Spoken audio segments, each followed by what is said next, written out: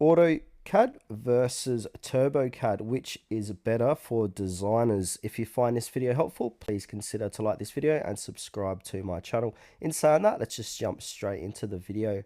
Alright, so if you're a designer, engineer, or architect, you've likely heard of AutoCAD and TurboCAD, but which one should you use? Let's break it down in simple terms. So let's start off with AutoCAD. So now AutoCAD, made by Autodesk, is one of the most widely used design tools in the world. It's known for precise 2D drafting and powerful 3D modeling.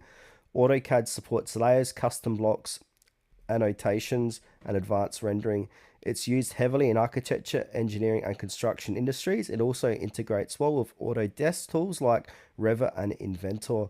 AutoCAD is best for professionals who need power, accuracy, and broad compatibility in their design workflow. Now we've got TurboCAD, the budget-friendly alternative.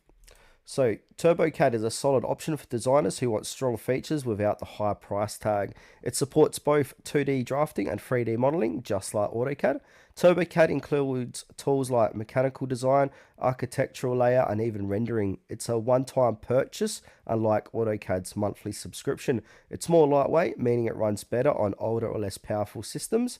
TurboCAD is great for freelancers, students, or small businesses that need design tools on a budget.